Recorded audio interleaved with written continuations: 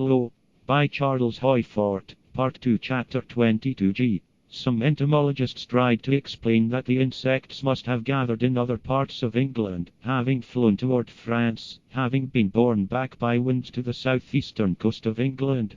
If anybody accepts with me that these insects were not English ladybirds, and that they did not come from France, and did not keep on coming, day after day, to one point, from Holland, Sweden, Spain, Africa, and here consider the feeble flight of ladybirds. But if anybody accepts with me that these ladybirds did not fly from any part of this earth to their appearing point, I suppose that he will go on thinking that they must so have flown, just the same. That there are data for thinking that these insects were not English ladybirds. The London Standard, August 20th, there is a description of them. They all seem to be much larger than the common ladybirds, of a paler color, with more spots. In the Field, August 28th, someone writes that all the insects, except a few, were yellow.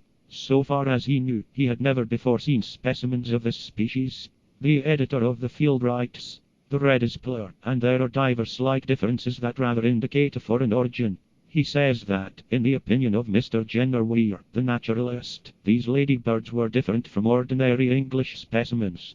But these millions must have been very ordinary somewhere. That there are data for thinking that these insects came from neither France nor Belgium, such as hosts of observations upon the swarms, within a mile or two of the English coast, and no findable record of an observation farther away, or nearer France. There is, in newspapers of Paris, no mention of appearances of ladybirds anywhere upon the continent of Europe.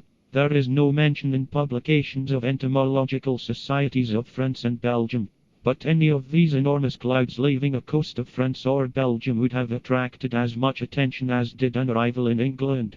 Other scientific publications in which I have searched, without finding mention of observations upon ladybirds in France, or any other part of the continent, are Comptes Rendus, Cosmos, Petites Nouvelles Entomologiques, Revue et Magasin de Zoologie, La Science pour tous, La Bible, Bibliographie Universelle, and Revue Cours, Science.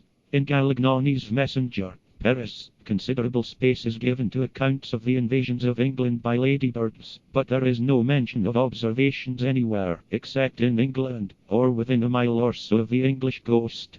This is the way an invasion began. A great deal was written about conditions in the invaded land.